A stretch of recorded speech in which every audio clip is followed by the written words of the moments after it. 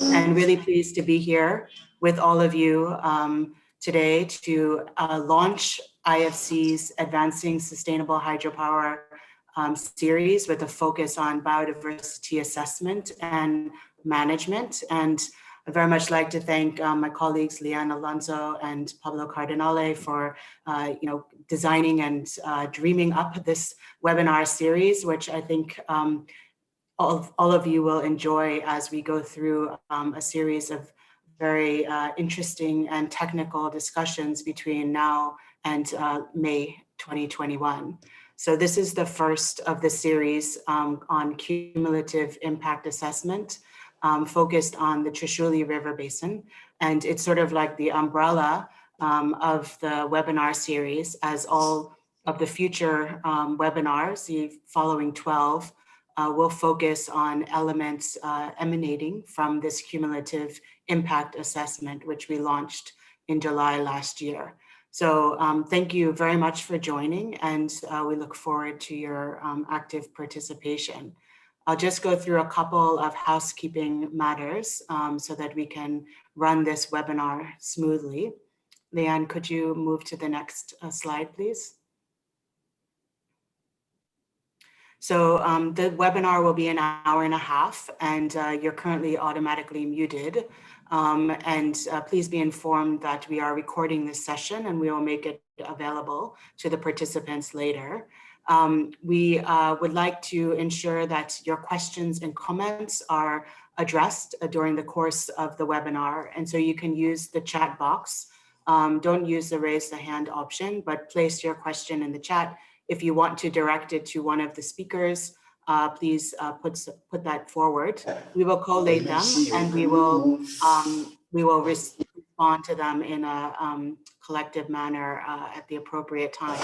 We also have, along with our esteemed guest speakers, we also have representatives from ERM and Hagla Valley, Pakistan, who are consultants involved in the CIA on the line. And we're really pleased and thankful that they're here as well to contribute to the discussion. So if you need any administrative or technical support, you can contact Upasana Pradhan through the Zoom chat box to help you. And then following this webinar, we will share with you the presentations via email, and request you also to fill out an evaluation form so we can make sure that our future webinars address any comments and improve our process and delivery going forward. So without further ado, I'd like to go through the agenda, which is on the next slide. And we will start with some welcome remarks from IFC, as well as the Norwegian Embassy, our important donor for this work, along with Australia and Japan. We will have a presentation on the cumulative impact assessment and importance of basin-wide planning in Nepal and the introduction to the Trishuli Basin CIA. And then we will follow that by key findings of the CIA and next steps, followed by a question and answer period, and then closing at 8:30 Nepal time. So I'd like to start out by introducing Mr. Babakar Faid, who's the resident representative of IFC Nepal with the World Bank Group. He has more than 20 years of experience, including 14 years with the World Bank Group, where he has worked in several positions. More recently, he served as IFC's resident representative for Sierra Leone and Liberia, and prior to that for the Democratic Republic of Congo. So we're really pleased that we have our senior official from IFC here to welcome us and open the webinar. So over to you, Babakar. Thanks.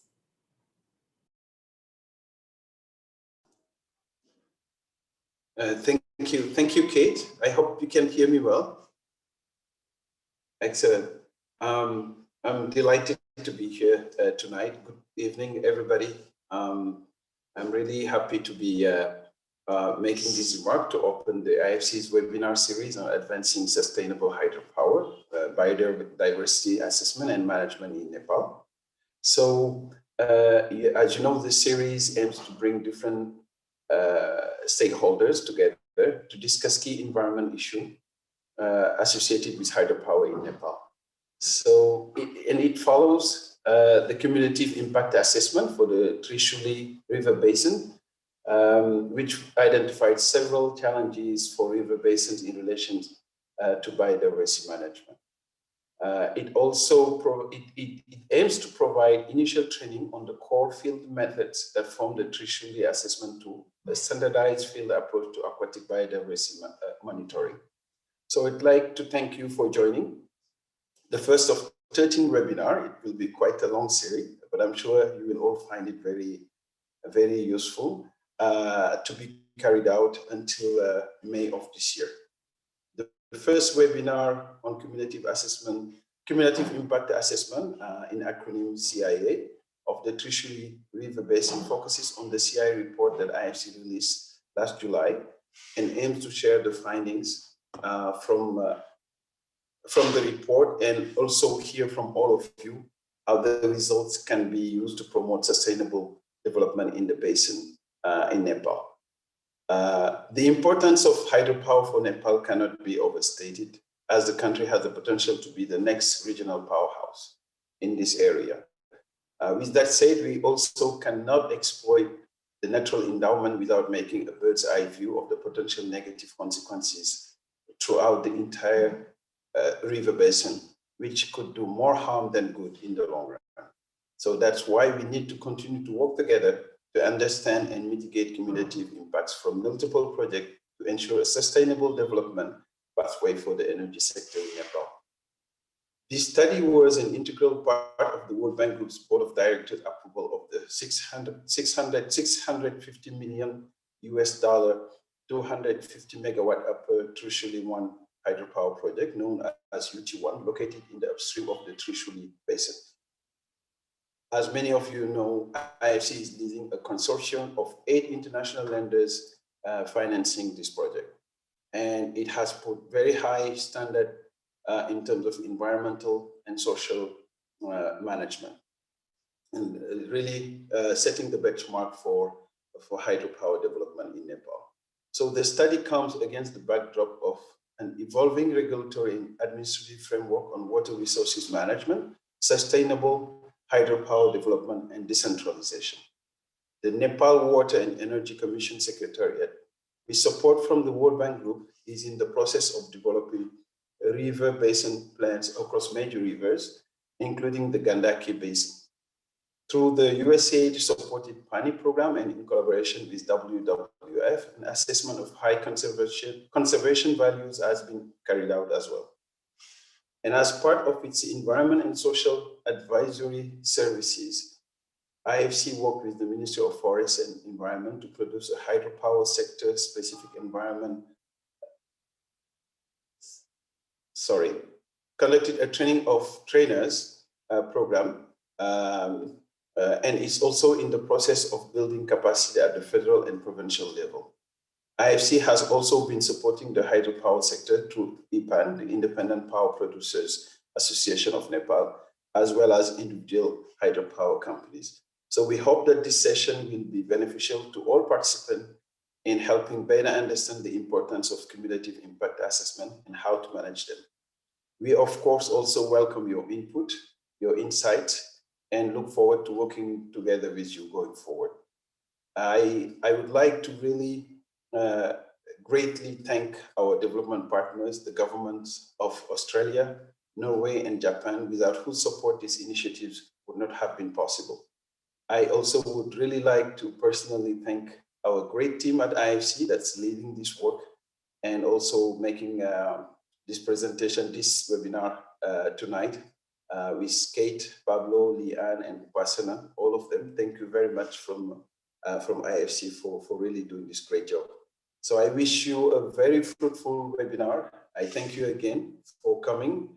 And I want you to please be safe during this challenging time. Thank you so much. Over to you, Kate. Thank you. Thank you very much, Babacar.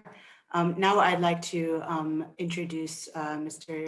Jan Erik Studrad from the Royal Norwegian Embassy in Kathmandu. He's the Counselor for Energy and Climate. And since 1998, he has worked in worked for 15 years at the Norwegian embassies across multiple locations in Africa, with shorter periods based at the Norwegian Agency for Development Cooperation, NORAD, as a senior advisor. And most recently, his work has been related to managing Norwegian support to conservation of natural resources, food security, and adaptation to climate change. He has a Master's of Science in Management of Natural Resources and Sustainable Agriculture from the University of Life Sciences in Norway. And he's done several periods of fieldwork in Nepal, mostly related to conservation on the Terai. So really pleased to have Jan Erik here with us and for the significant support that Norway provides to our program. So over to you, thank you. Dear Kate, dear participants, thank you so much for this. I hope you can hear me. Yes, thank you. I'm now in my home office in outside Oslo on an island just 100 kilometers south of Oslo. And I have a snow piling up outside my window. It's a proper winter at last. Anyway, for many years, the support to hydropower development in Nepal has been one of the key sectors supported by the Norwegian Embassy. And two other equally important sectors are support to education and good governance. In December 2018, a contract with IFC was established where one outcome is to promote international industry standard with a particular focus on environment and social standards. And I guess this study is a part of that finance agreement. As some of you remember, a few months ago, especially Kate remember this, a few months ago, IFC launched a report titled Powered by Women, an important report I hope will be acted upon. As an embassy, we are keen to follow how this report will impact the hydropower sector in Nepal, and hopefully we have more women eventually joining the sector at different measures. In my own country, Norway, we have a long tradition of being powered by water. And when I was invited to have a few remarks, I started to look into the history of Norwegian water development. And what I've seen is that the first mechanical use of running water in Norway took place around 1230, which is almost 800 years ago. And then it was to produce planks from timber. Moving very fast forward, the first use of hydropower to produce electricity took place around 1885. And that was only a few years after Thomas Edison started his experiments with electricity. And as far as I remember, I think one of the first cities in the world where they had street lights was actually northern Norway. So we were very, very early, to use electricity produced by hydro to have lights, etc. But as you all know, the development of hydropower to produce electricity has not been without controversies. In an attempt to regulate the establishment, the first legal instruments in Norway came about 100 years ago. And again, moving very fast forward. As most of you may know, in the 1970s, they saw the establishment of the modern environmental movements in many countries, including in Norway. And in Norway, this was very much linked to the proposed development of two hydropower sites. One on the west coast of Norway in 1970, where prominent academics chained themselves to prevent development of the site.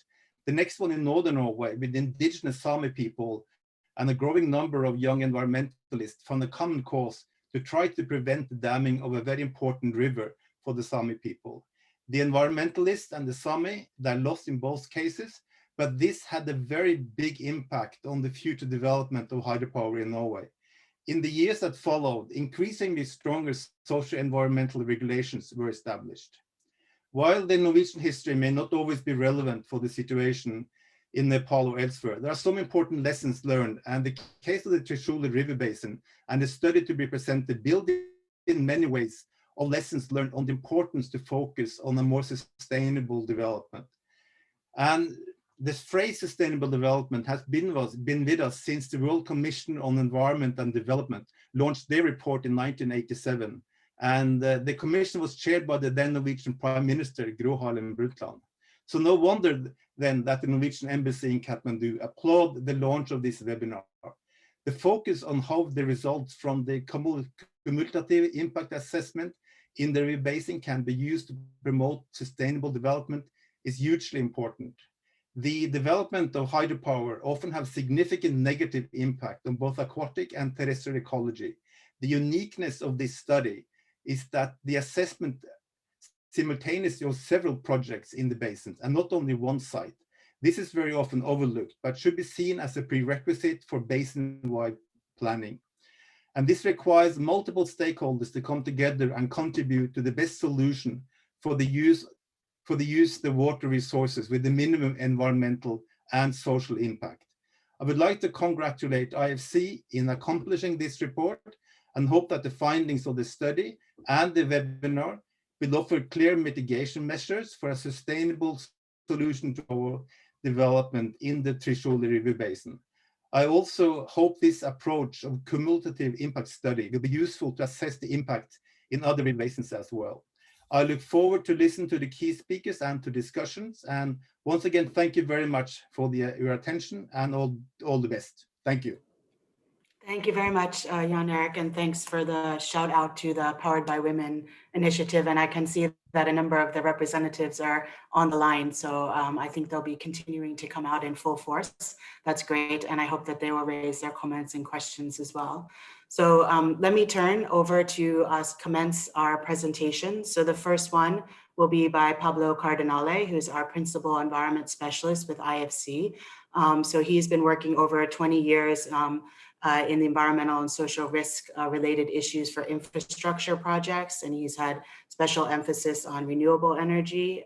He's been the lead environmental specialist for the Upper Trishuli 1 hydropower project in Nepal. And he's also the co-author of the IFC Good Practice Handbook on Cumulative Impact Assessment. He's really been pioneering a lot of the work that we've been doing on CIAs, on environmental flows, and as a stellar colleague to work with. And so it's a great opportunity to have him here to present CIAs and the importance of basin-wide planning and an introduction to the Trishuli Basin. So over to you, Pablo. Thanks.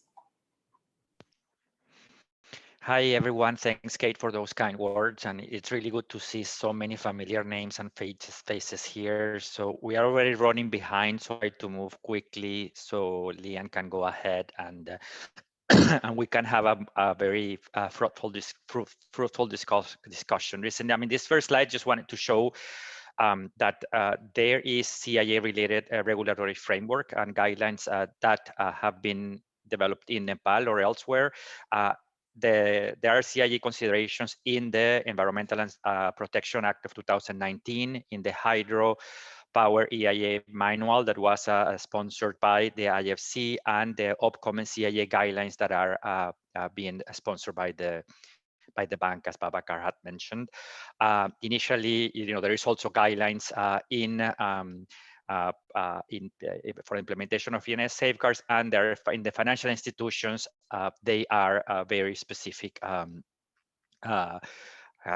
guidance and requirements. I mean, in the NRB, there are ENS guidance, and obviously for the IFC, it is within the PS1 requirements to cover that cumulative impacts as part of the social and environmental impact assessment.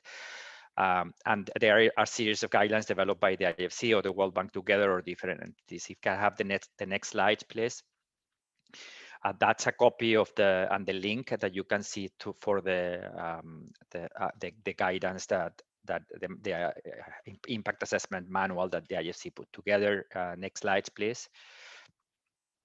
So just why are we involved in this? And partially the issue is with cumulative impacts is that this is the tragedy of the commons, right? I mean, people finance projects or people focus on a specific development, but it's very difficult to assess and manage the impacts of a whole watershed, of a whole river, of a whole airshed.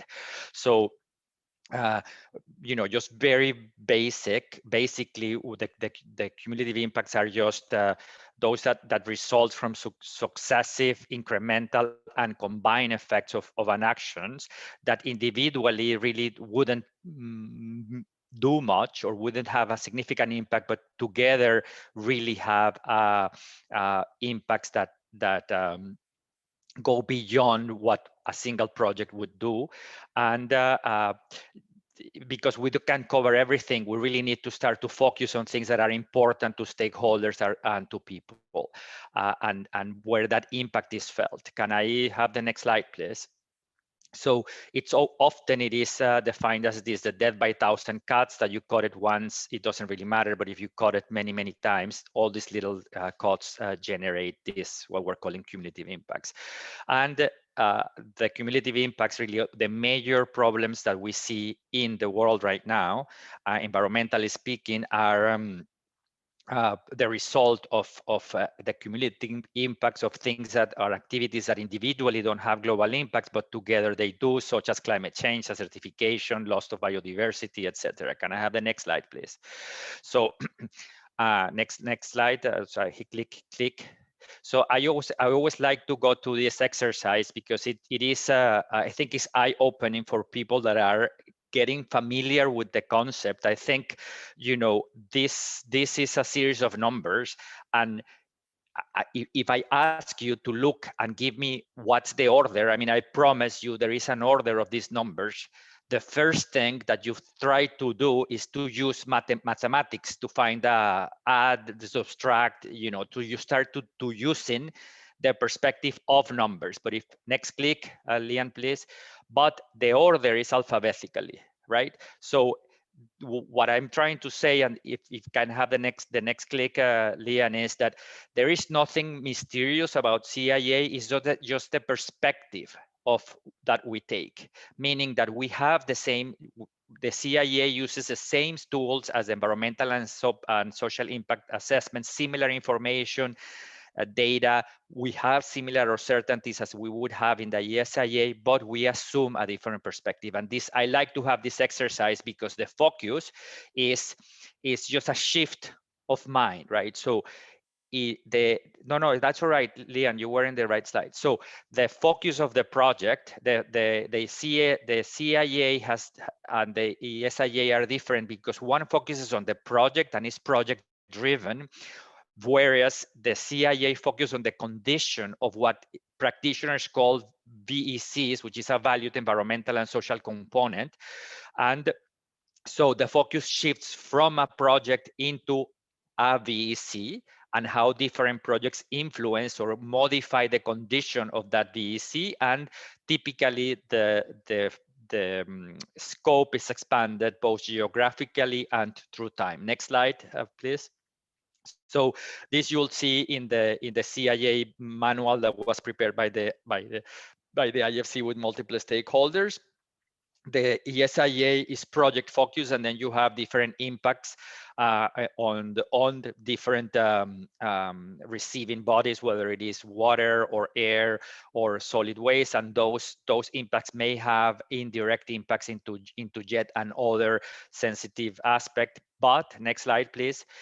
In the case of the CIA, the focus is of many projects and their potential indirect impacts, in addition to other human activities and other stressors that are not project related, such as climate change or deforestation, and or conflict and people's movements because of military conflicts or poverty, and how they may affect a given valued and environmental and social component that we have focused on. So it's many projects influencing that VEC. If I can have the next slide, please. So what is a VEC? It's just, you know, in very basic terms, it's just a sensitive environmental and social receptor that we decide to focus the study on. Whether it is the affected resources, you can, you know, it really depends of what your study is trying to focus on, but it could be from land use to wildlife to natural resources to the historical socio-cultural resources. That's where the different pressures, both human driven and non-human driven, are putting all on the subject of our CIA. Can I have the next slide, please?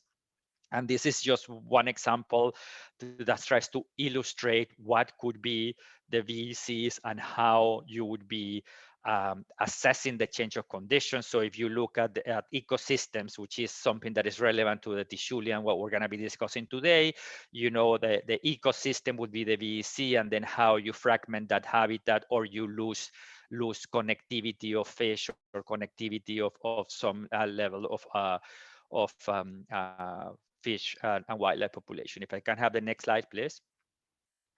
So this is, again, you can find in the presentation the link to our manual or our good practice handbook that it was developed over 5 years ago, and we have been in talks with the World Bank colleagues to actually develop a version, an updated version, compiling the experience from these last 5-6 years of implementing this methodology and improving based on what we have learned in the last 5 years of applications. If I can have the next slide.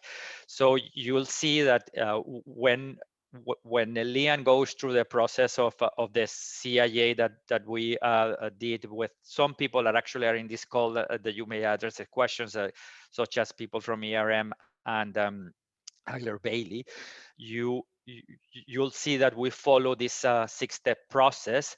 That is, you first scope the study, you identify what are the activities and drivers that are relevant to the study, what is the VEC and what's the current condition of the VSC, how this the impacts of the different stressors would be handled or would be received by the VEC, and assess that significance of the impacts based on the predicted change of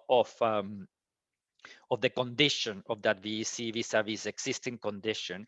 And what is most relevant in what we're trying to emphasize the most in this manual is that steps 1 to 5 are the easy ones, in a sense. So at the assessment piece is the easy ones. The most difficult aspect is how you manage those. How do you design a management strategy when there are multiple stakeholders, multiple players, and how we articulate a strategy that has the granularity that actually can provide solutions in reality in the field. That's what we're trying to do with the CIA, and we want to hear from you at the end. So click next. So this is not a linear process; it's iterative.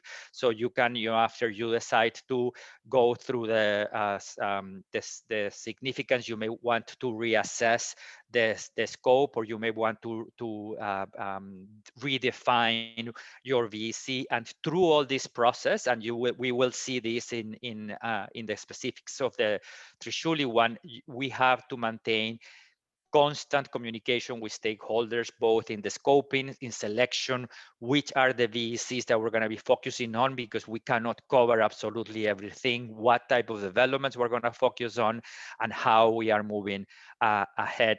And this is an iterative process where there is permanent communication with stakeholders to validate and correct direction if need be. Next slide, please.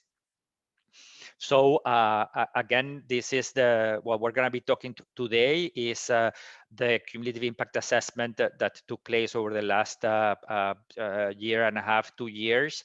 And the reason for which the IFC became involved there primarily was because the IFC, as many of you know, is financing the Upper Trishuli project, the UT1 project, which is not the first, but the largest hydropower project in the Trishuli, and the one that will actually create the biggest barrier.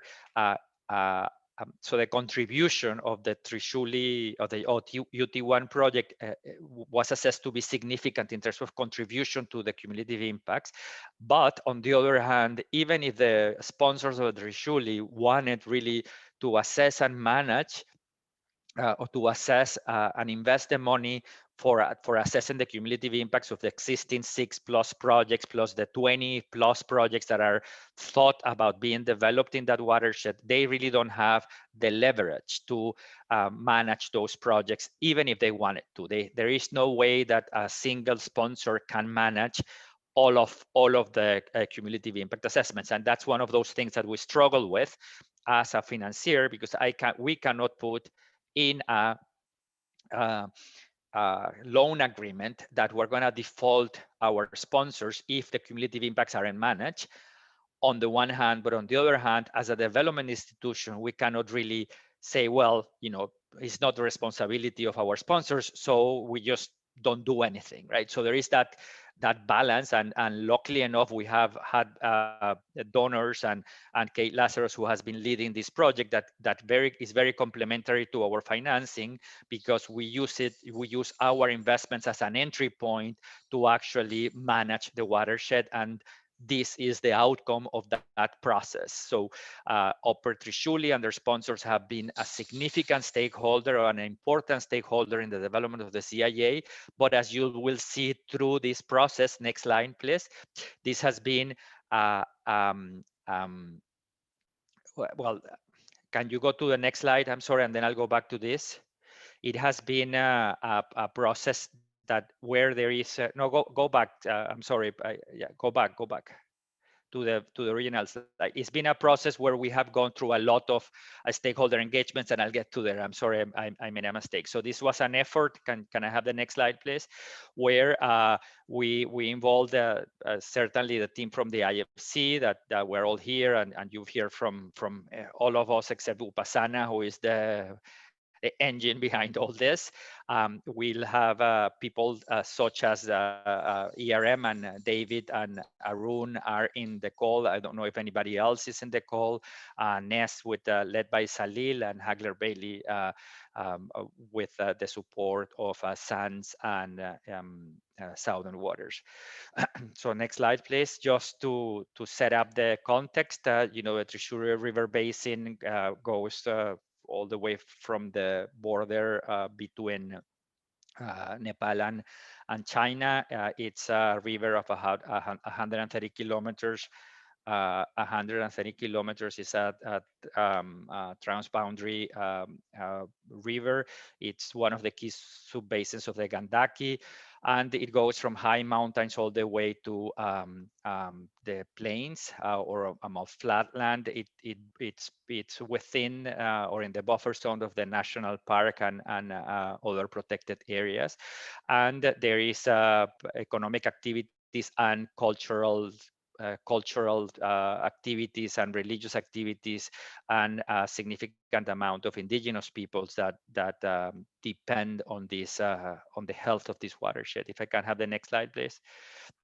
So you see there the area of study, which is all that darkish green, which includes not only the Trishuli but the key tributaries. Can have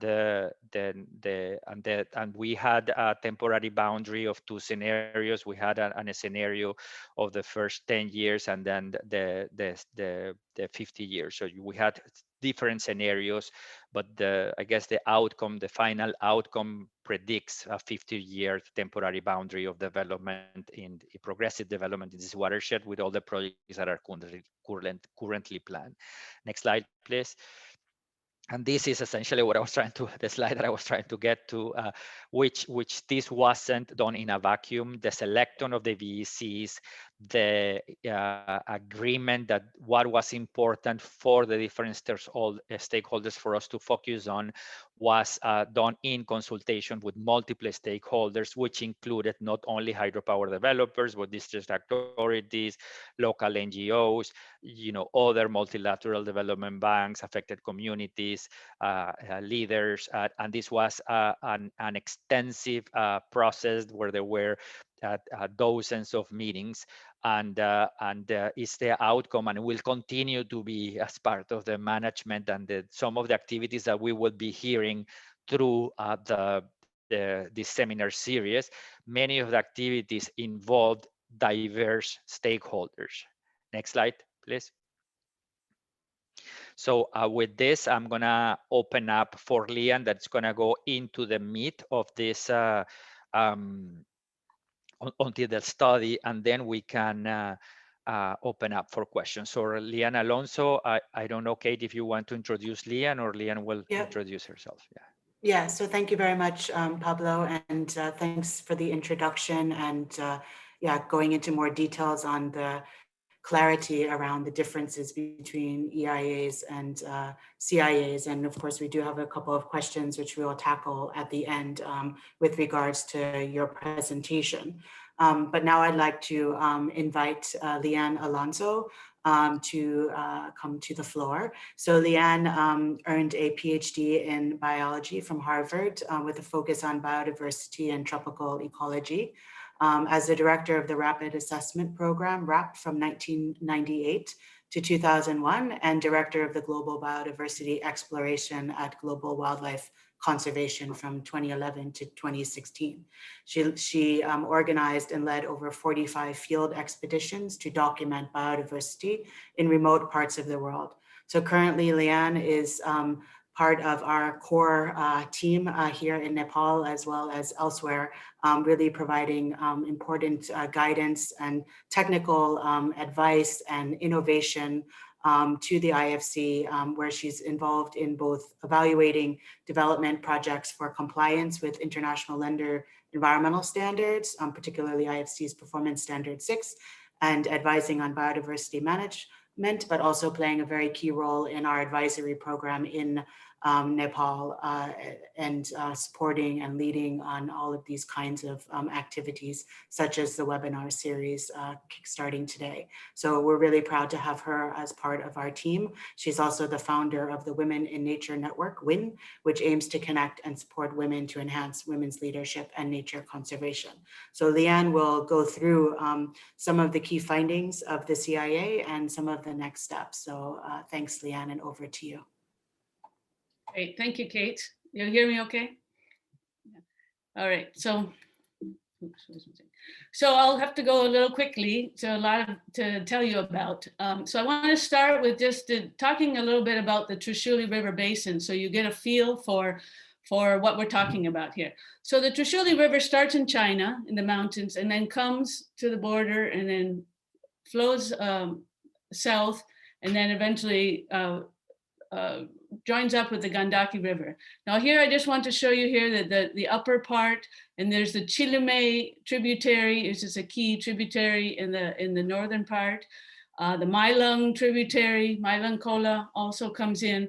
This big tributary to the right is the Tadi Kola, and that's also a very important tributary in place for spawning and breeding of fish species. And then as the river goes further south, it becomes more flat, as Pablo mentioned. Now, this is a map of the water temperature. So just to give you an idea that there's a kind of a warm to cool water in the downstream, cool to cold water in the middle, and then very cold water in the upper reaches of this river. So this has a lot of effect on what fish species are found where, and the aquatic ecology in the different parts of the basin. And it's also important to keep this in mind when we talk about the cumulative impacts. So the lower part in the cool to warm zone, around 200 meters elevation, is a little bit flatter, wider, very popular for rafting in Nepal, a very popular tourist place. The middle range of the Trishuli River, from the cold to the cool zone, from up to 500 meters, 700 meters elevation, you get a bit more rapids, riffles, sandbars in the area, and a bit steeper incline. And then the very northern part is quite steep, very tall mountains, big gorges. And here's the Chilume Kola here. So very cold water, but you still do get some hardy fish species up there. So the reason we're doing this cumulative impact assessment is the development of hydropower in this basin. And if you see in the lower left here is a summary, there's currently 6 hydropower projects operating in the basin, 7 under construction currently, and 23 planned with licenses for the basin. If you see up here under operational, the Trishuli was built in the 1970s and it's been there a while. And the Devagat is basically a cascade from the Trishuli, so it doesn't really block the river. And then there are 4 hydropower projects on the tributaries. Now, since these data are from June 2018, the Upper Trishuli 3A hydropower project is actually now in operation as well. And it does also form a barrier to fish movement within the river. But many are under construction, and then the Upper Trishuli 1, which is IFC's funding, has been committed. And you'll see in our analysis how we handled that one. So there's some so mostly are small megawatt projects so far, but there's some big ones in the planning, Upper Trishuli 1 being the biggest, and Super Trishuli also being a large one. So here are where those projects are planned for. The dots in black are the existing. So the Trishuli hydropower is here, and some Chilime here, Tadikola here on the tributaries. The red ones are under construction, so you'll see where those are coming in. Up UT3A now in operation. The yellow ones are committed, UT1, and then the green ones are all in various stages of planning. So you'll see that a lot of hydropower is planned for this basin, and that's the reason for this cumulative impact assessment. If you look at these hydropower in terms of the kind of the gradient of the river, this starts at the border, very steep elevation going down flat. You'll notice that obviously hydropower does best with very steep elevations. You get a lot of head and thus more power generation. So there's kind of a big accumulation of hydropowers within this zone, which you'll notice later in our assessment. A couple of to give you an idea of what these look like, this is the Trishuli hydropower project that was built in the 70s. Kind of a strange hydropower project because it only blocks half the river really, and then it has this kind of maybe 3-4 meter high spillway along the other half of the river. This is the Upper Trishuli 3A hydropower project now in operation. It does have a fish ladder. Here, you can see it here along the side of the hydropower project. And then this is a picture of the fish ladder. And this is the Tadikola hydropower on the Tadi tributary. And it has a very sloping kind of a dam, which isn't very high, and an EFO flow release barrier. There's also other hydropower projects already in construction just upstream. Here in the picture on the right, you can see one being under construction. This was a year ago, a picture from a year ago. So in addition to hydropower, what are the other things going on in the basin that we have to be concerned about for the cumulative impacts? So the additional stressors identified by stakeholders were one, climate change and extreme events, because this was an area of a key area of the 2015 earthquake. There's also a lot of glacial lakes and with climate change, a lot of warming and melting of these lakes. Slope stability obviously is an issue. After earthquakes, there was a lot of landslides, aftershocks, loss of forest cover in the area. Sand and sediment mining is a really big operation in the Trishuli Basin as well. More than 500 operations, which I will show you. And then there's rapid urbanization. The part of the One Belt, One Road project of China is going right along the Trishuli River. And it's having, it and other road building are having impacts along the basin. So sand and gravel mining is a very big issue there. They vary from small operations, like you see here, this is the actual river during the dry season, very low flow, a lot of sand exposed. It can range from just a truck and small operators, of which there are many, to large sand mining, washing, crushing industries all along the river. Over 400 are registered in the Trishuli, mostly in the middle Trishuli area. This is one of the road construction along the Trishuli. Up here, but you can see a lot of sediment falls down into the river basin. And a year ago at this time, you actually had to leave the road, drive through the Trishuli River Basin to get around the road construction. So there's a lot going on in the river already, in addition to the hydropower development. So you might think with all this going on, it's obvious that there are going to be impacts, particularly on aquatic environment. But I think doing the cumulative impact assessment provides a lot of benefits. They compile the baseline of the developments, the environmental and social information for the baseline. So now we have a really good understanding of what's going on in the basin. It draws attention to the fact that there are cumulative impacts of all of these things together. It documents the extent and magnitude of these cumulative impacts, the locations of the impacts, the types of cumulative impacts, and it draws in a lot of stakeholder views of how all these cumulative impacts are affecting them.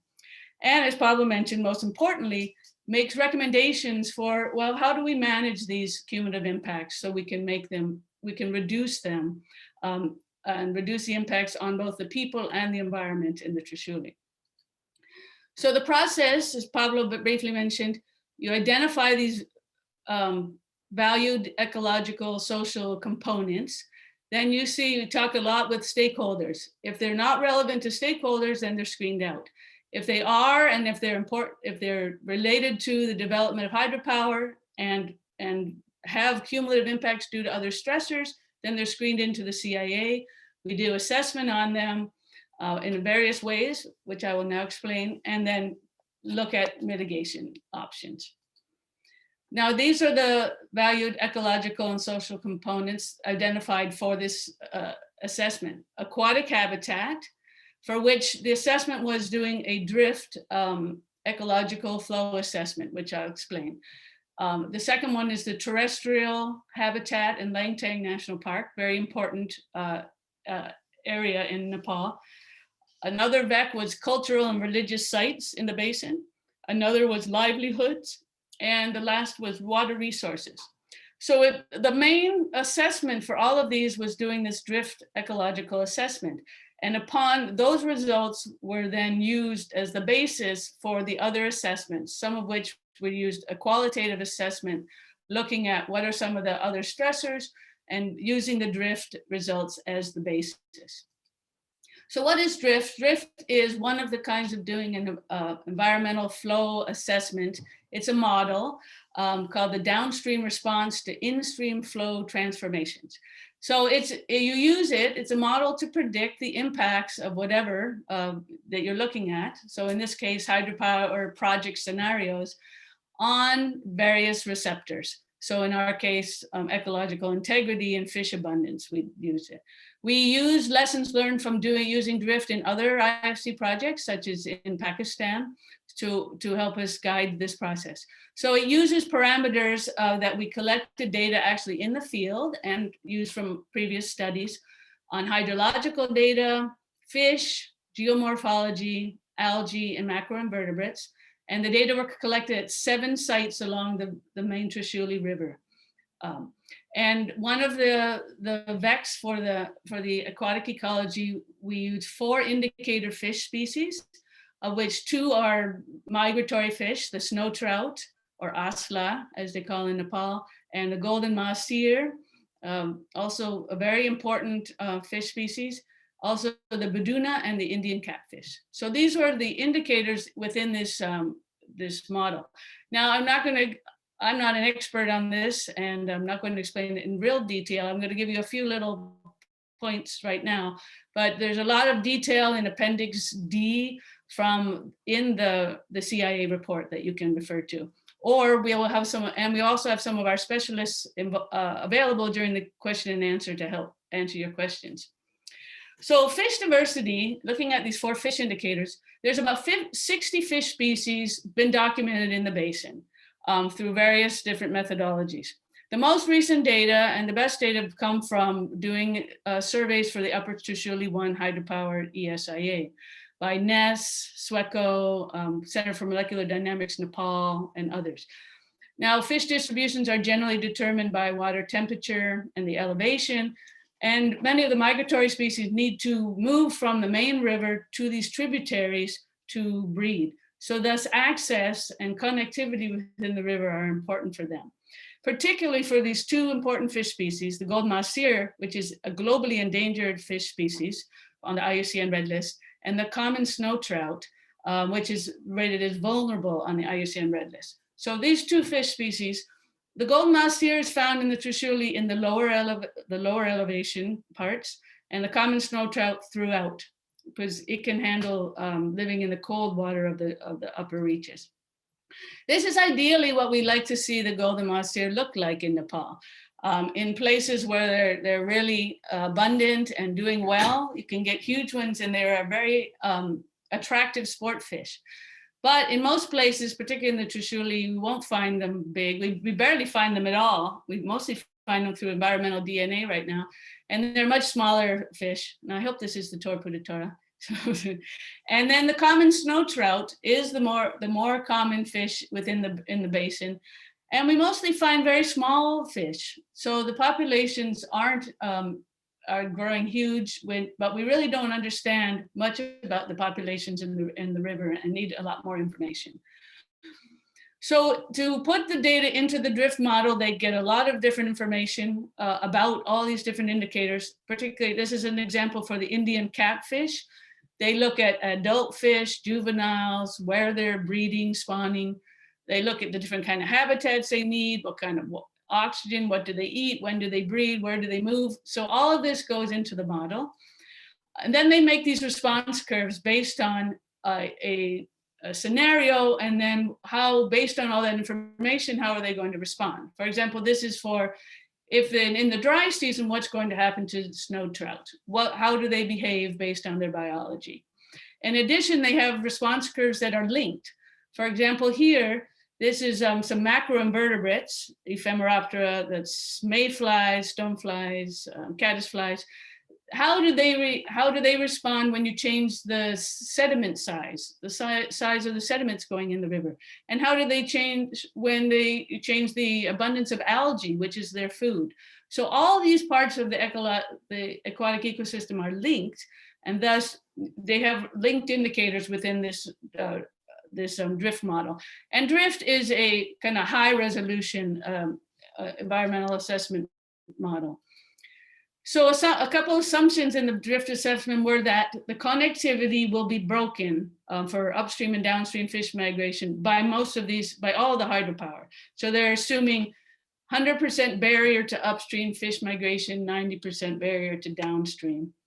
And they're also assuming, though, that sediments are going to be able to flow, that there's low reduction in sediment flow. So sediments will continue to flow up downstream, but fish will not be able to move very well in the basin. So now going on to the results, the first one we'll look at is the aquatic habitat. Now the results are presented in kind of a rating score from A to F, and so in the charts I will show you, just look, the blue are good. A is kind of an unmodified habitat, still in good condition. B, slightly modified. C, moderately modified. Some of the basic ecosystem functions have been changed. D is largely modified, a large loss of the natural habitat of the species and the functions. E is seriously modified, really you're losing a lot of what's naturally going on and most of the species. And F is in really bad shape. I'll present results for first, the overall aquatic habitat. Like, what is the status? How is the overall aquatic environment looking? And then particularly, what about fish? How are these cumulative impacts going to impact fish? And then the different scenarios we evaluated were 4 different scenarios based on the number of hydropower projects coming into the basin. So scenario 1 is existing. What is the current status with these existing 6 hydropower projects?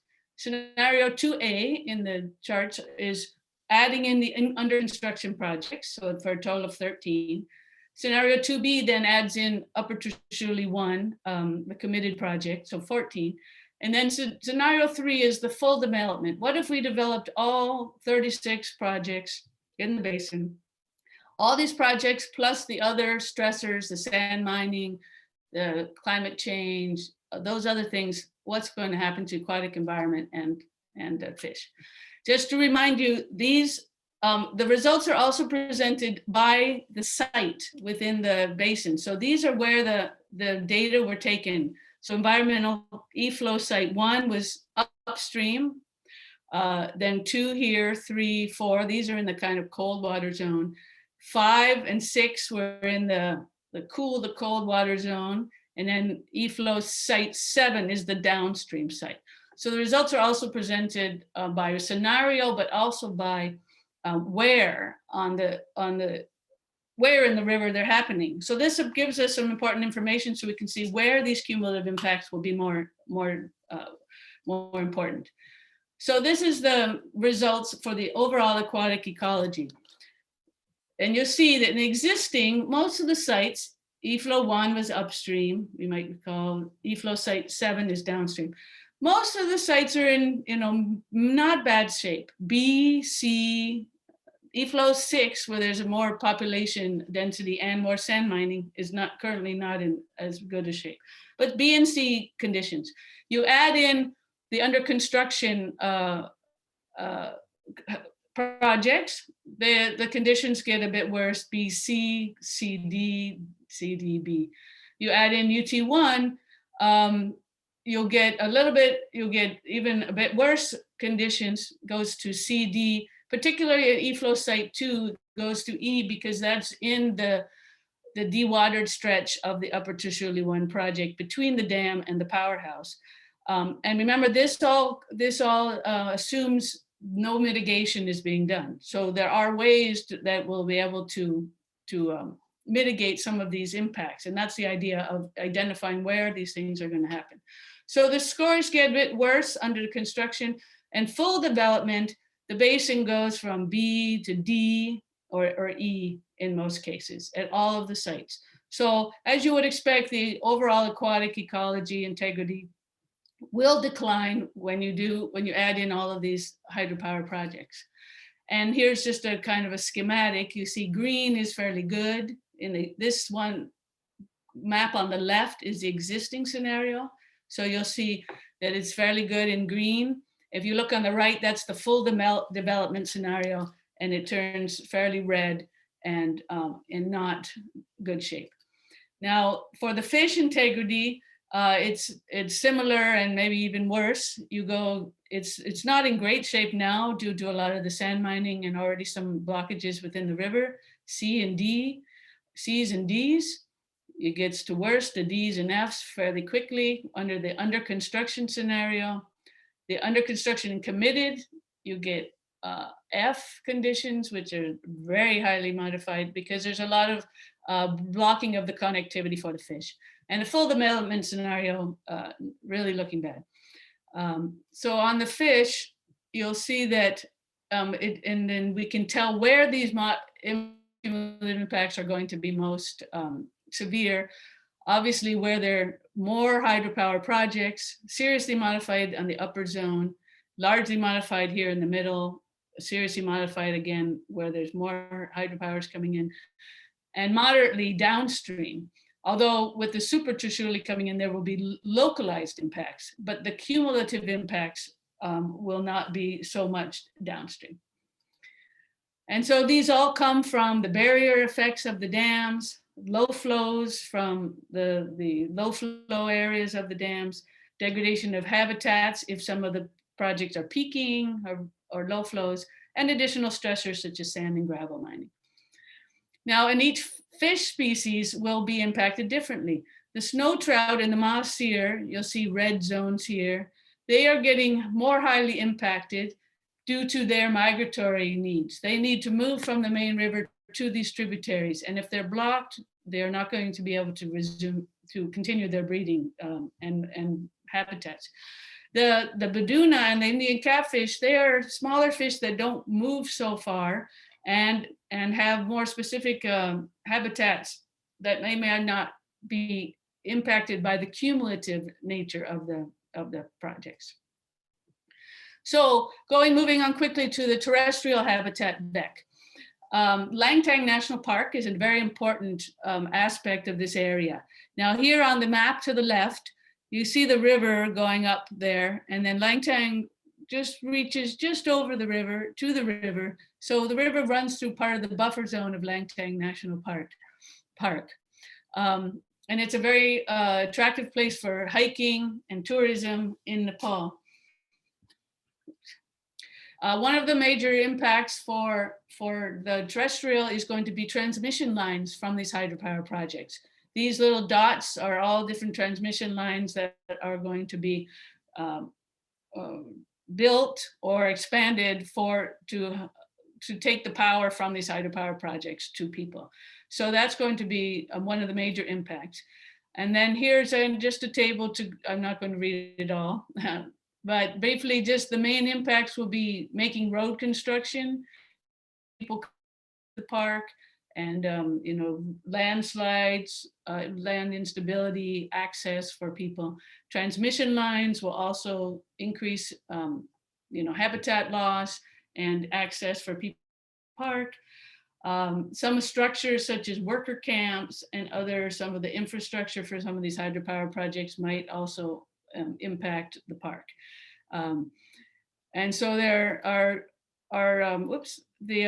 the main issue is to be able to work on all of these different stressors to reduce them and make sure they're managed well so that there aren't these indirect impacts on the park, such as people using access roads and transmission lines to then encroach upon the park. For the social VECs, there is a very big baseline of data put together on the demographics of the people of the area, their livelihoods, in-migration patterns, their health, their employment, land ownership, cultural sites, water resources. A lot of information put together that I'm not going to go over now, but you can find that in the cumulative assessment report. Many people in this region were displaced by the 2015 earthquake. And so there's a lot of changes in people moving around in this area, which is a big impact on the social. One of the VECs was cultural and religious sites. And the two main ones in this area are Uttargaya temple and also Devigat, holy site along the Trishuli River. And the cumulative impact assessment found that they will not be impacted so much with the cumulative. However, by water quality and rates. And so both of those need to be well by the hydropower projects nearby to ensure that there's clean, efficient water for these sites for people. Another sacred site in the area is Goisekunda Pangtang. No cumulative impact will be on this sacred fortune, but I wanted to include this picture. Beautiful place that I hope to go to one day. The livelihood VEC assessed mostly looking at the fish integrity, which we saw was not good cumulative impacts. But fishing really is a big livelihood based, mostly done by a few of the local Rai, Magar, and Dalit communities. So it's not going to be a huge impact on people. Most of them are doing agriculture that will not be impacted. There'll be some minor impacts to livelihoods of people and tourism and rafting, because some of those will be impacted, particularly by the Super Trishuli. Water resources, similarly, there'll be mostly non-hydropower set stressors like the sand mining, disposal of soil, and pollution are all bad impacts on the water resources, but there will be some issues related to pollution levels and turbidity. Okay, and so the important part, which of course I'm running out of time, but I want to make sure we talk a bit about the managing. And that's the part that we really like your input on. What are your ideas and your feedback on how these impacts can be managed within the basin and what can be next steps? The report includes recommended mitigation actions for each of the valued ecological components, and also gives them recommendations that can be done by hydropower developers, by government authorities, by local communities. So it breaks it down. Also, next week in the webinar, we will have an overview of mitigation measures for biodiversity and hydropower. So you'll get a really good idea of what's possible and what can be done by hydropower projects to reduce impacts on biodiversity. But two key things that really need to be done are to maintain this ecological integrity of the river. The hydropower project must release their environmental, which means during the dry season, they must maintain sufficient water flow in the river such so that aquatic diversity can live. And in Nepal, it's not really practiced to release much efflow during the dry season, and the entire river basins dry up. So that's the thing that will aspect that will keep that will improve on the ecological integrity. A second one is adding fish passage to all the hydropower projects would increase this connectivity and movement of the fish.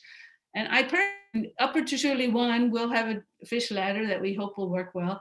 And I personally think maybe you could adapt the Trishuli. The picture here on the left is the Trishuli hydropower project. It just has a very small incline. You could add a fish ladder there, same with the Tadikola. So I think there exists some opportunities to some of the hydropower projects to make them even better for the fish. The conclusion of the cumulative impact assessment to propose a very management action that would involve a lot of collaboration between stakeholders, which obviously to deal with cumulative impacts, you need collaboration between different groups and people. There are other models that can be used for this to get an idea, like in the Koshi Basin, they have some watershed management plans. Karnali Basin with the Pani program, they're developing ways that the local people and all working together to manage the impacts. So this management action proposes that there's a Trishuli Hydropower Developers Forum, which is a group primarily of hydropower developers who will then work together to try to initiate mitigation actions in their own projects. Then there's a technical resources group of fish experts, aquatic ecologists, and other social experts to inform. And then a series of local impact management committees. So the local committees would actually be monitoring, managing the impacts within their own basin. And the idea, the ultimate goal here is to achieve reduced impacts. Now, this is a very complicated figure that Pablo loves, but basically, if you look at the yellow line, this is currently, if we just had what hydropower projects are going on right now, we'd continue to just be in a state of, remember the ecological integrities, C, we'd stay the same. But if we continue with the plan of 36 hydropower projects, it's going to go down with the red line and keep going down to E. Now, if you started to do this high management scenario, you could theoretically have the green line go up so that the integrity would be higher and retain a sea level rating. So the idea here is if we could work together to implement this high management scenario, we would be able to reduce a lot of these impacts and maintain the current integrity relations. And these high management actions include Trishuli Hydropower Development Forum doing signing on together to implement mitigation actions for their projects, and these local management committees doing a series of activities to improve the quality of the basin, like community-based river guards, sustainable fishing plans, commercial fish farms to reduce fishing pressure, sustainable sediment mining plans, watershed management, creating areas where hydropower development will not be done, and possibly some areas to protect the mahasir and snow trout breeding grounds. So these are all outlined and detailed in the report. I'm not going to go over them right now, but a lot of different ideas are in the report, and we would like to hear your ideas as well for how these cumulative impacts can be mitigated and managed in the future. So I'll leave it at that and move to the question and answer period. Thank you very much. Thank you very much, Leanne, for the comprehensive presentation and also going into details on the key elements of the report. And I think as everyone knows, the report is online, so you can just download it from our website. If you're having any challenges, just get in touch with us around that. So I've been collecting the questions over the last period. And of course, if you have additional questions, please continue to put them in the chat. And I'd like to start out with, for Pablo and Leanne, and also inviting Arun from ERM and Bakar from Hyderabad, Pakistan, as well as Rituja, who's already been responding from ERM as well, to also jump in. We have like one overarching question around the cascading impacts on downstream ecology and sediment transport. That would be helpful if you could go into a little bit more detail on the kinds of ecological or sediment related with regards to sediment transport when we have cascades of hydro and the downstream impacts associated with that. And then just linked to that, I would ask you to talk a little bit about, you did touch on the sand mining that we see in the Trishuli Basin, and you also showed some photos of those, but there's also been a question around more specificity around sand mining impacts on biodiversity.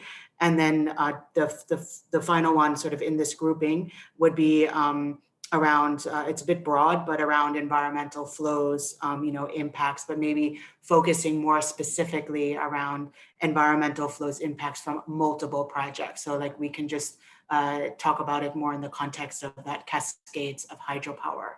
So if we can just start with that group first, and then we can move on to some other specific questions.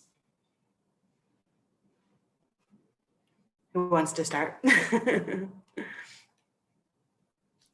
Well, maybe I'll give it a shot to start, but I'm sure others may want to complement, including people from Hagler Bailey and ERM that are on the call. I think that, the question of sediments is very relevant for hydropower. Needless to say, depending on how the hydropowers are designed, you can even retain the sediment up in the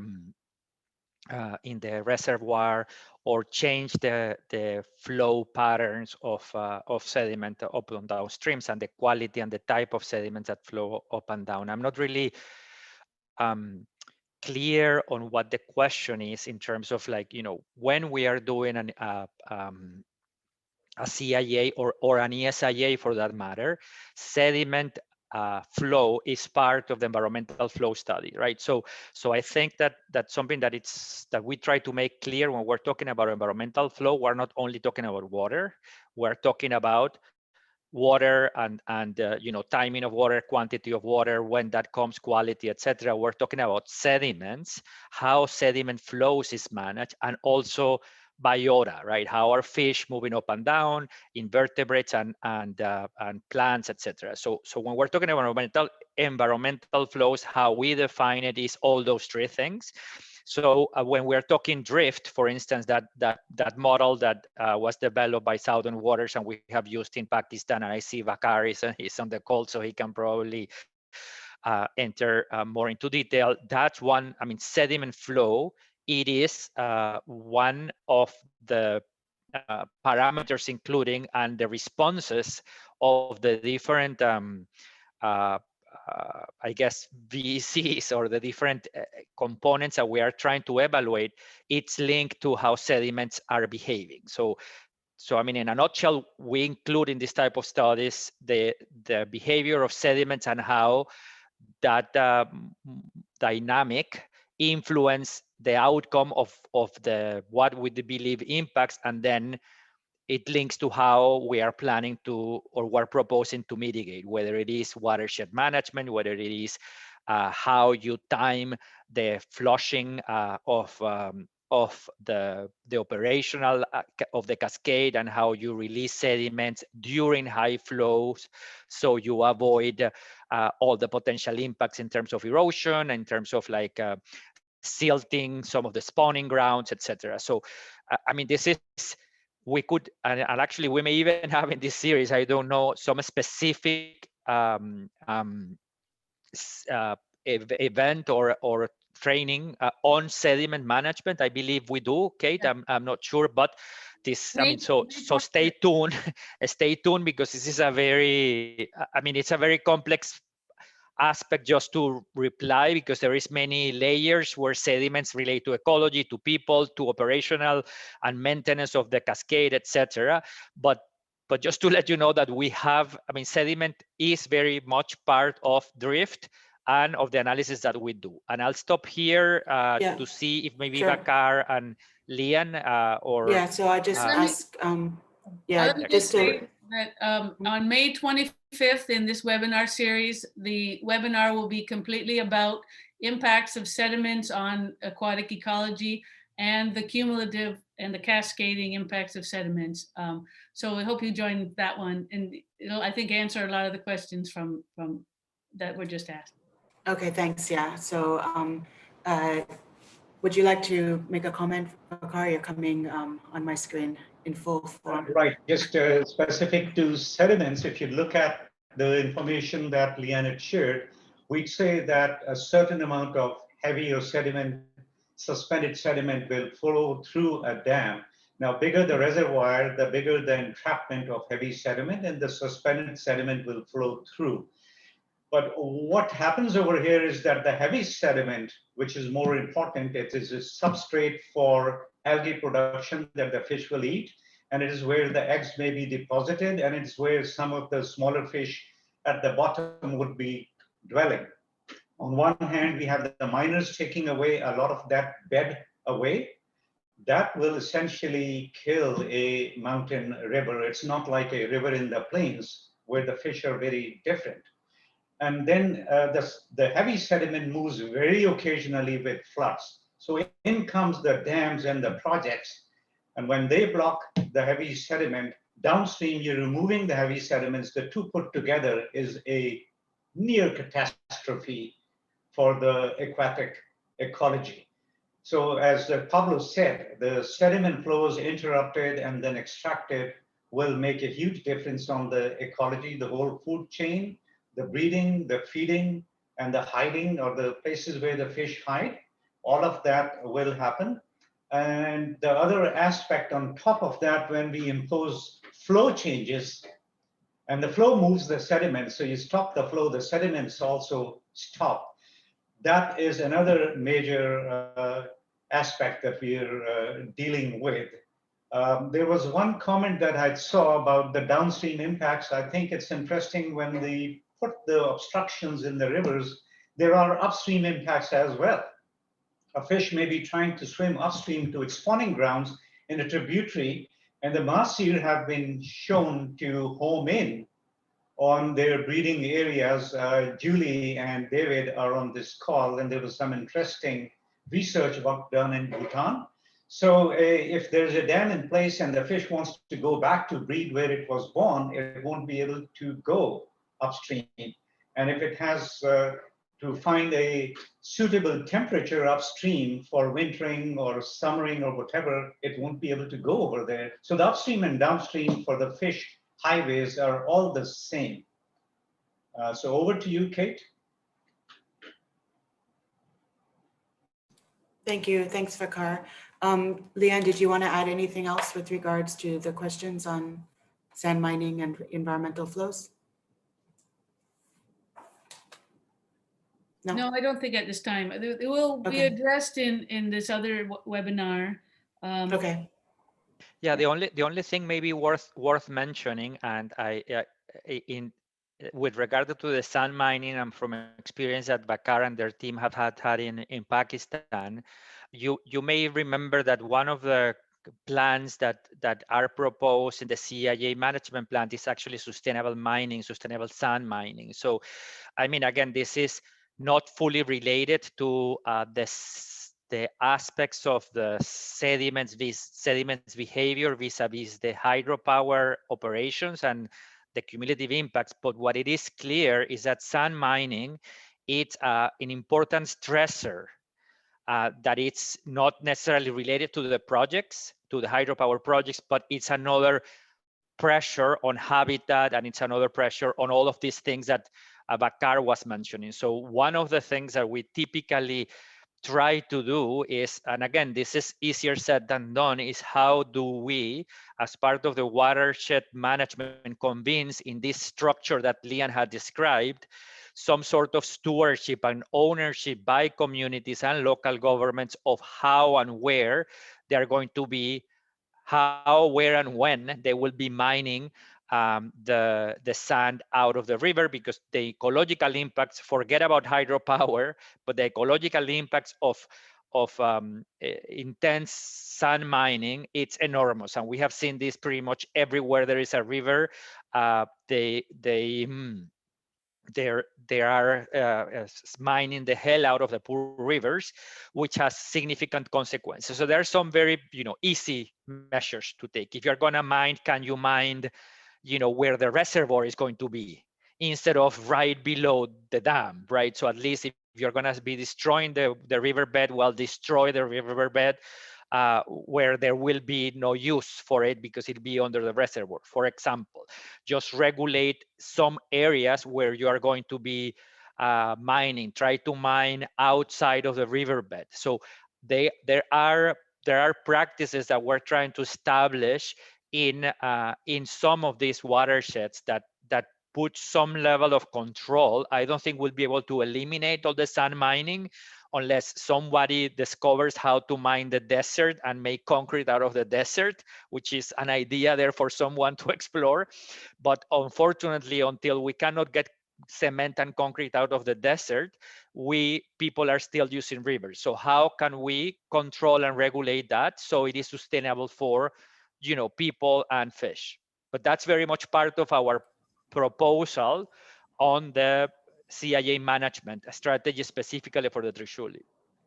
Okay, thanks, Pablo. So there's also been some questions around, fish distribution and, impacts specifically triggered to specific species. So there's a question around that it was presented that fish distribution was determined based on only water temperature. Do you think other habitat variables are not important to be used to predict species distribution?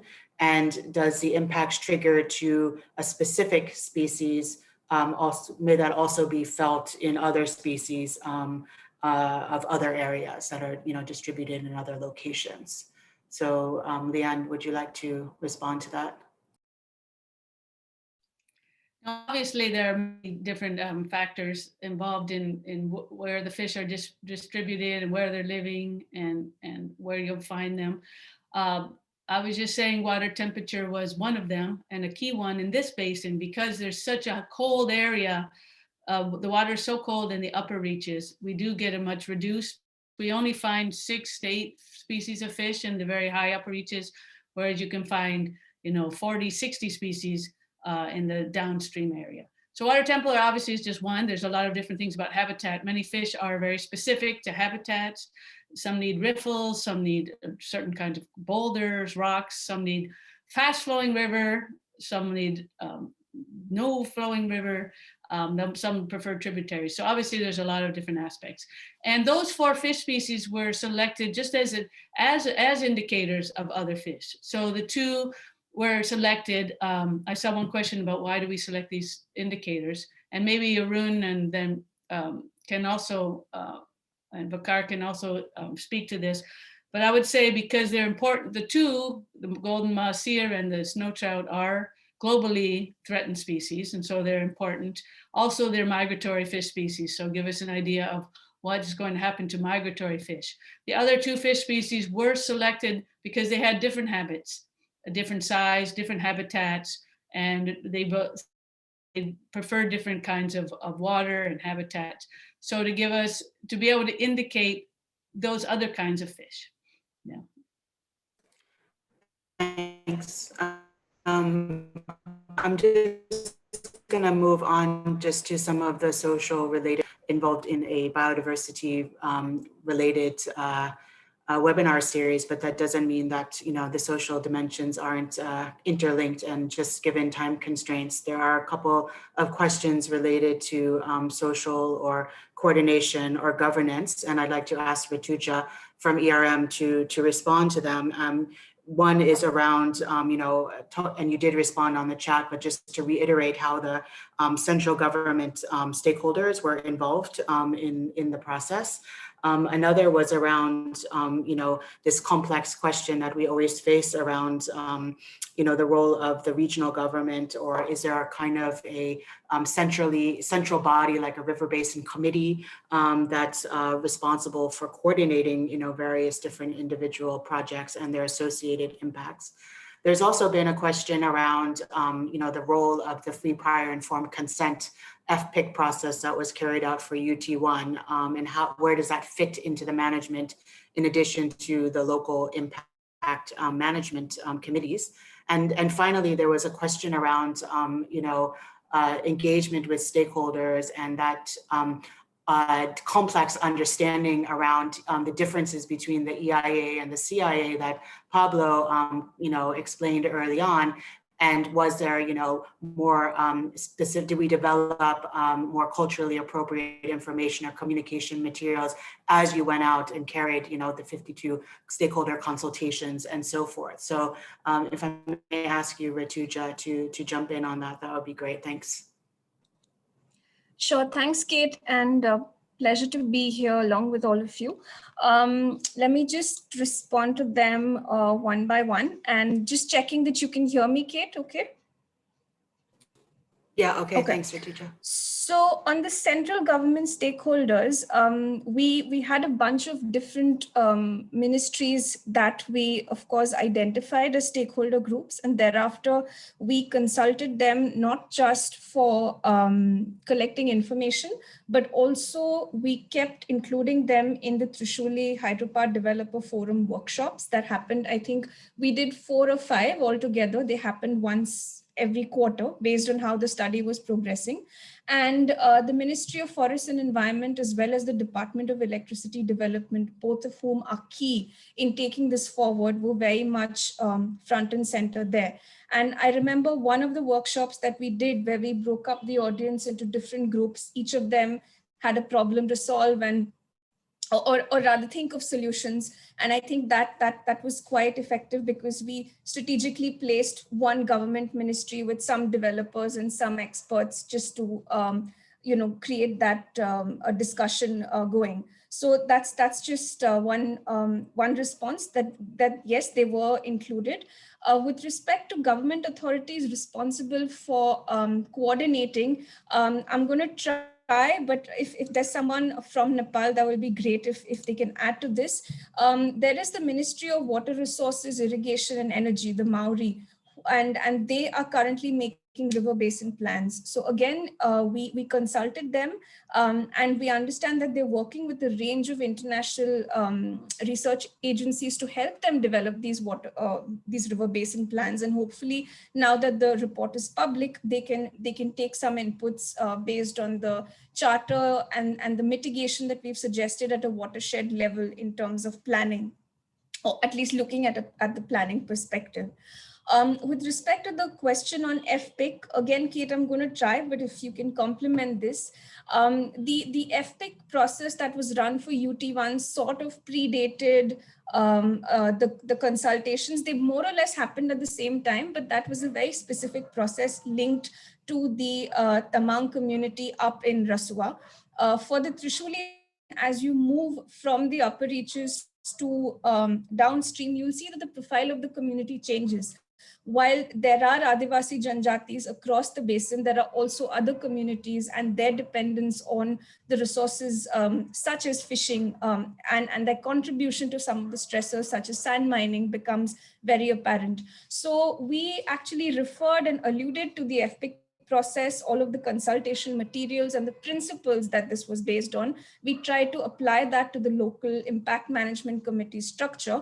And that was essentially the alignment that happened. And we also looked at some of the NGOs that were involved in the FPIC process, like Lahore NIP, etc. What were they saying and how were their concerns getting reflected in a basin level response to sustainable hydropower. And finally, I think the Isha versus CIA question is really interesting because this is obviously something that we were dealing with. I think 2 factors that we do need to consider were that the community in the Trishuli Basin, they had seen hydropower in action, whether it was construction or operational. So they already knew what could potentially be the impacts. And second, they had already experienced the impacts of the earthquake.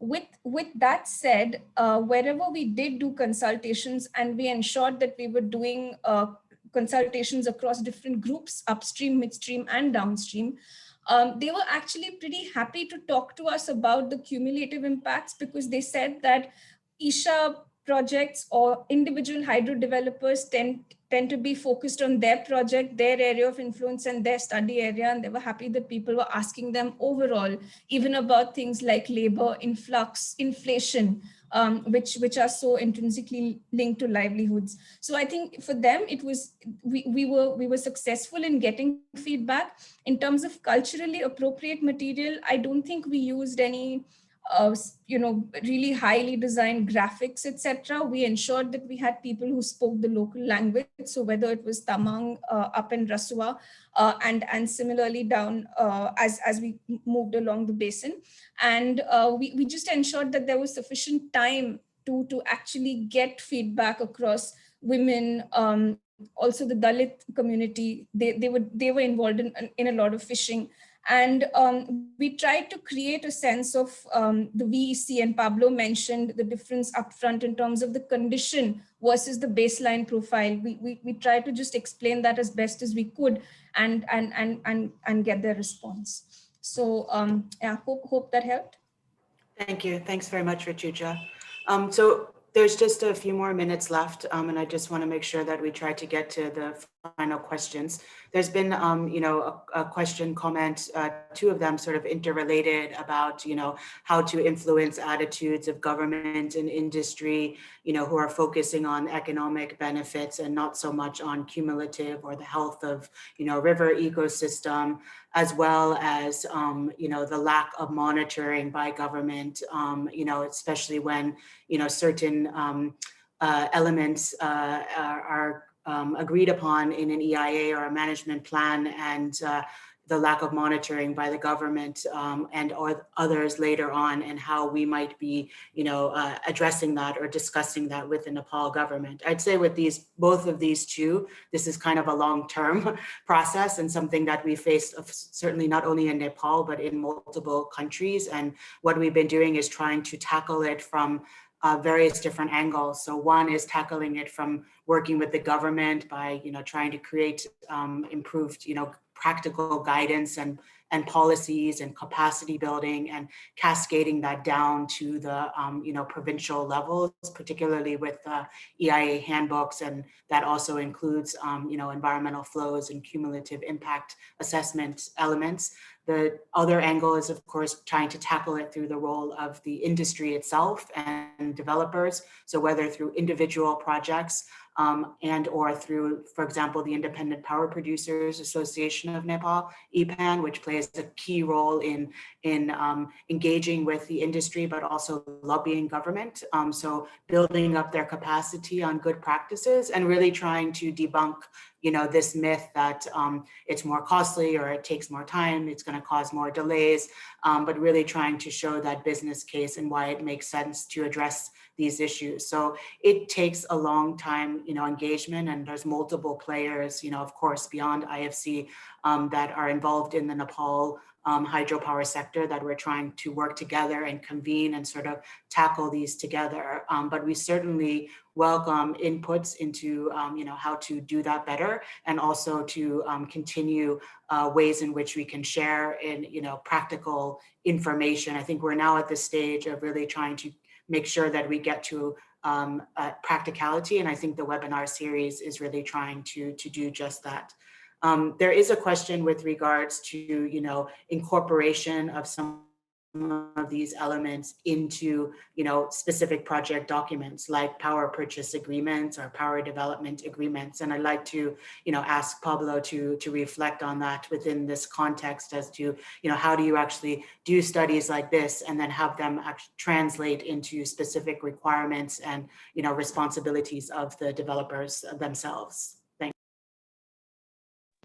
Sure, and actually that may be a good idea for a seminar, because I mean we're working on this in terms of how we,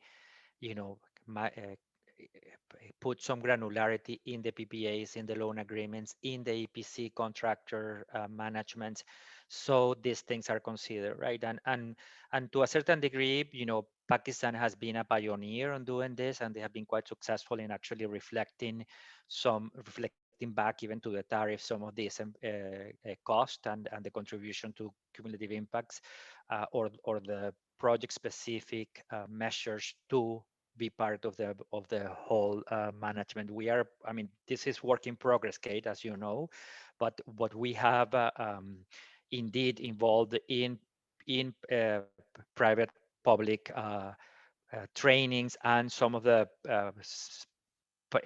I guess bidding documents that we're working in globally, including Nepal, but certainly Pakistan and some of our African countries, where we're working on to make sure that in the bidding documentation for private sector, there are some of these specifics already outlined and clearly define what's the responsibility of the government, what's the responsibility of the developer, and what's a joint responsibility.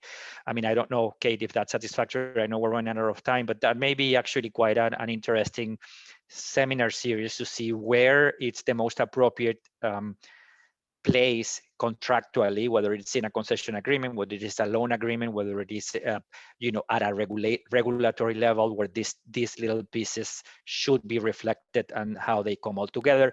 We're trying to do that in Nepal, and we're trying to also arm disposal in Pakistan, but there is several players with different interests, that it was mentioned before, and it isn't an easy task. And this is why we're having this type of seminars, so we educate each other and hear from each other how to get there. Because UT1 is a really good example of what we could do, and I think we all think that there is a lot of good interventions that we can still do in UT1 to show the case, you know, whether it is by creating some sort of having the Tadi Kola as some sort of sanctuary and avoid any type of further development in there, and have wastewater treatment and solid waste management in that watershed, so that becomes kind of like a sustainable river connected and without hydropower. That's something obviously that UT1 cannot do in itself. We need the help of the World Bank, of the government, of the communities and NGOs, right? So how do we articulate this management strategy, even if it's a very local level, like actually Pani is trying to do in the Karnali watershed at the community level, and there's a stewardship that the people that depend on that river understand the value beyond the economic value and protect their own river. How we get there, I mean, that's why we're here, trying to create awareness, try to look for partners and ignite that interest, because, you know, obviously it's for Nepalis and about Nepalis taking this forward. Thanks, Pablo. Just one quick comment from Arun, and Leanne, if you can put up the last slide whilst Arun is making his comment on e-flows. Thanks. Hi, thanks everybody, and a pleasure to actually be on this webinar today. I just have a very quick comment on e-flows, and as we all, many of us have actually realized while doing these assessments on hydropower projects, that's something that developers always try to minimize.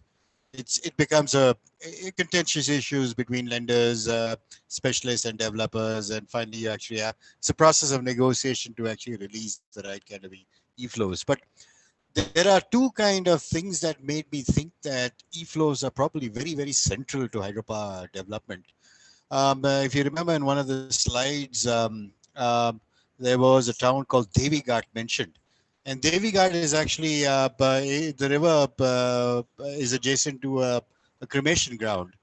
And the Hindu practice is actually to cremate the bodies of the relatives or whoever. And then walk into the river. The river should be chest deep for that kind of purification to happen after the cremation. Now, their major concern was that with projects coming upstream and likelihood of less e-flow, if e-flow was released at all, this chest deep water wouldn't actually happen. We were very touched by this, and we were wondering how governments aren't really recognizing a basic facet of culture and tradition in releasing e-flows. We come across many instances in both the Trishuli Basin as well as other river basins in which water has actually been diverted from agricultural fields. In many cases, in fact, it's just a trickle down the stream. of the river as compared to the past, where there was actually quite a torrent. And we've actually seen the lands, the agricultural fields drying up as a consequence of this diversion of water. So I think, local people are certainly very, very upset about the improper guidance given on e-flow release, number one. And secondly, even if the guidance is given, there's virtually a complete lack of monitoring on how much e-flow is released. I mean, there are many systems in place. Even in India, you have, this requirement that you have to disclose the e-flow release from several projects. So there are systems in place, but in Nepal, it's lacking. And I think there's been a lot of kind of misery and suffering resulting from the reluctance to actually release the right kind of e-flow. So once again, congratulate IFC for bringing out an excellent guidance note. I think that's a start, but the actual adoption of that guidance note and its practicing is something that is going to be a challenge, but we welcome IFC's efforts to make sure that e-flow assessments in the future remain robust and pragmatic. Thanks. Thank you. Thanks very much, Arun. Appreciate that. And I'd like to thank everyone for joining this webinar. And if you can just move to the next slide, Leanne, I'd like to just make sure that everyone is aware of the next steps in terms of the webinar series. And following this webinar, we will have the next one on January 26th, which will focus on international good practice for biodiversity mitigation for hydropower projects. So that's on Tuesday, January 6th. And that will have speakers from Norway, from Sintef, and also from Hagler Bailey in Pakistan. So you can register for that. And you can go back, Leanne, to the other slides. And as part of the webinar series, we also have a series of workshops. So there's actually 6 mini kind of workshops that will be focused on the Trishuli assessment tool, focused on advancing aquatic biodiversity and assessment. So we're offering this 6-part webinar workshop as to look at the standardization of field methodologies for aquatic biodiversity assessment and monitoring. And you can see them listed out there. And we very much would like active participation of those that are delving deep into the technical complexities of how to assess biodiversity. And it's been designed by a joint team from Nepal and international aquatic specialists, some of them on the line. We will look at more details of the Trishuli tool, which is something that was emanating from the CIA, a focus on electrofishing, environmental DNA, macroinvertebrate sampling, Himalayan fish identification, and data analysis for long-term monitoring. So this is kind of a 6-part webinar workshop that we hope those that sign up will join all 6 of them. And we will also be providing a certificate for those that do join the 6 workshops. So you can sign up to those directly. And then following the February 18th, we will come back to talk about novel approaches to tracking fish movements. We will have a panel discussion specifically focused on designing fish passages for the golden mahasir. We will talk about the role of biodiversity management and action plans for hydropower, the freshwater ecosystem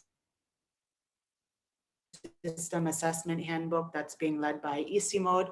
And finally, as mentioned earlier, the sustainable sediment mining and management, which we delivered in Pakistan with Hagler Bailey, Pakistan, and it was of so much interest that we wanted to also bring it to Nepal. So I'd like to thank all of the speakers, to our opening remarks from Babakar and Jan Eric, and to Leanne and Pablo for the tremendous collaboration and support on the CIA and the delivery of this important work. Of course, to our extended team from ERM and Hagler Bailey, Pakistan, and to all of you, who joined this and asked your questions. We had over 110 participants, and we hope that we will continue to ignite in biodiversity through applicability to Nepal and what makes sense in that context. Please do fill out the feedback form. It's in the chat box. It's also will be sent to you by email, especially when you register. Please do make sure that you share your email address so that we can contact you. We will circulate this PowerPoint presentation by PDF as well. Any thoughts or any way that you'd like to work together, contribute, don't hesitate to get in touch with me, with Upasana, with Leanne or Pablo or any of the other colleagues.